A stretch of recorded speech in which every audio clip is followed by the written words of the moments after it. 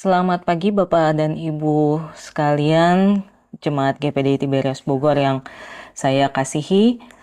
Sebelum kita memulai hari kita pada pagi hari ini, marilah kita tundukkan kepala, kita berdoa sebelum kita mendengarkan renungan pagi. Mari kita tundukkan kepala, kita berdoa. Bapa kami yang ada di dalam surga, kami mengucap syukur Tuhan bahwa pagi hari ini penyertaan Tuhan luar biasa dalam kehidupan kami. Saat ini Tuhan, kami sudah diberikan kesehatan, kekuatan. Sebentar kami akan mendengarkan sebagian daripada renungan firman-Mu. Biarlah renungan ini menjadi bekal untuk kami menjalankan hari-hari kami ke depan. Terima kasih Tuhan, kami akan mulaikan renungan pagi hari ini. Kami alaskan hanya di dalam nama Tuhan Yesus Kristus. Haleluya. Amin. Renungan pagi hari ini saya dapat tema yaitu pola penyelenggaraan perjamuan kudus. Perjamuan kudus adalah sakramen yang sangat penting dalam iman Kristen yang diberikan oleh Tuhan Yesus sendiri kepada murid-muridnya. Dalam perjalanan ini kita mengenang pengorbanan Yesus di kayu salib, memecahkan roti sebagai lambang tubuhnya dan minum dari cawan yang melambangkan darahnya. Renungan pagi ini akan membahas pola penyelenggaraan perjamuan kudus berdasarkan ajaran dari Alkitab. Yang pertama, kapan perjamuan kudus diselenggarakan? Dalam Kisah Rasul pasal 20 ayat yang ke-7, mari kita baca Kisah Rasul pasal 20 ayat yang ke-7, yaitu pada hari pertama dalam minggu itu ketika kami berkumpul untuk memecah-mecahkan roti, Paulus berbicara dengan saudara-saudara di situ karena ia bermaksud untuk berangkat pada keesokan harinya. Pembicaraan itu berlangsung sampai tengah malam. Jadi kalau di sini kita lihat kapan perjamuan kudus diselenggarakan di dalam Kisah Rasul pasal 20 ayat yang ke-7 dicatat bahwa pada hari itu murid berkumpul di hari pertama minggu, yaitu hari minggu pertama untuk memecahkan roti. Ini menunjukkan bahwa jemaat mula-mula rutin merayakan perjamuan kudus yaitu setiap minggu. Khususnya pada hari Minggu, hari kebangkitan Yesus. Namun, perjamuan juga bisa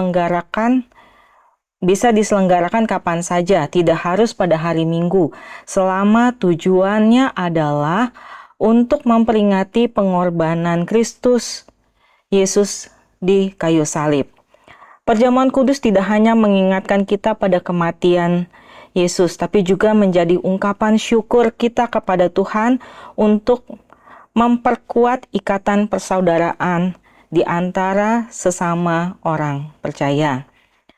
Kalau ditanya, di sini ada pertanyaan, kapan perjamuan kudus diselenggarakan? Sesuai dengan Kisah Rasul pasal 20 ayat yang ke-7, yaitu pada hari pertama dalam minggu itu, ketika, yaitu tadi, murid-murid Yesus berkumpul untuk memecah-mecahkan roti. Yang kedua, sikap hati dalam perjamuan kudus. Perjamuan kudus bukan sekedar hanya ritual, melainkan momen suci yang memerlukan hati yang penuh dengan rasa syukur. Seperti tertulis dalam 1 Korintus pasal 11 ayat yang ke-28. Bapak dan Ibu bisa baca di situ, sebelum Yesus membagikan roti kepada murid-muridnya, ia terlebih dahulu mengucap syukur. Ini mengajarkan kepada kita bahwa setiap kali kita mengambil bagian di dalam perjamuan kudus, kita harus datang dengan hati yang penuh dengan ucapan syukur. Perjamuan kudus adalah perayaan syukur. Syukur atas kasih Tuhan yang sangat besar, yang memberikan Yesus sebagai penebus dosa kita. Roti yang kita makan dan anggur yang kita minum bukanlah hal yang hanya biasa-biasa saja, tetapi melambangkan tubuh dan darah Kristus, sehingga harus diterima dengan sikap hati yang penuh hormat dan rasa syukur.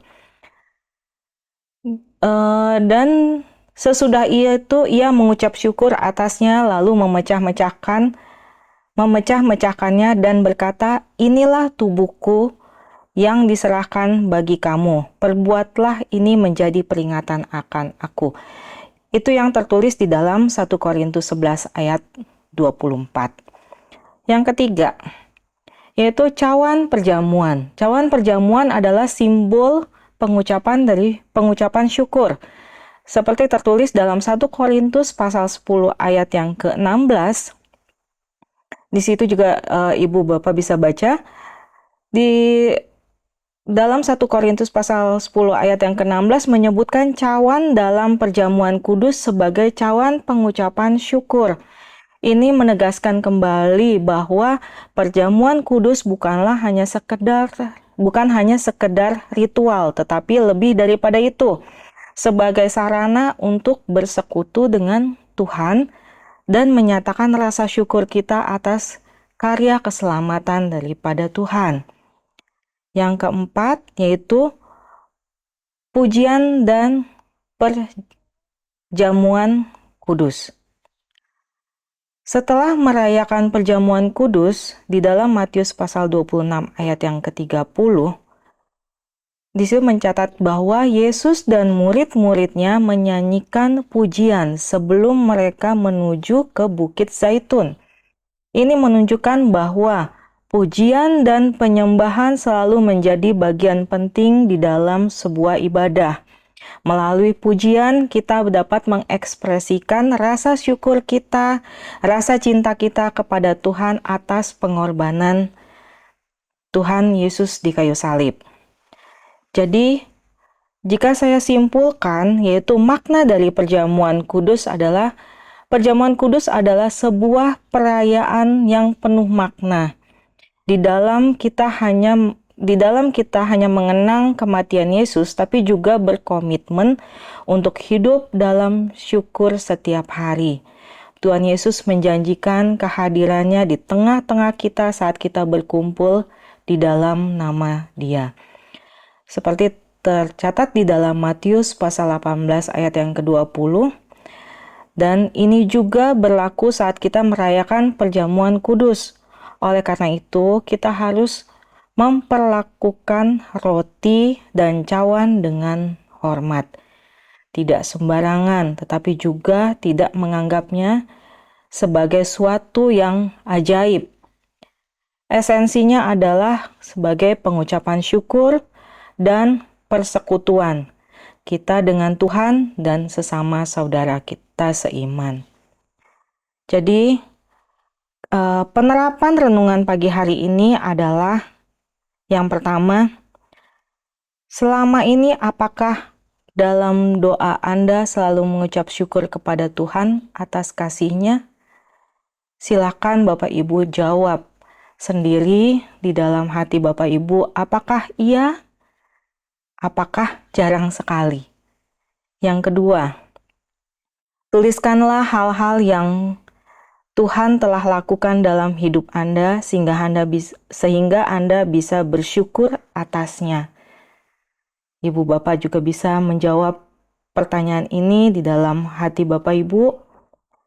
Dan yang ketiga adalah mari kita baca ayat hafalan kita pada selama 1 bulan ini, yaitu di Roma pasal 6 ayat yang keempat. Kita baca ayat hafalan kita di Roma pasal 6 ayat yang keempat. Demikian firman Tuhan.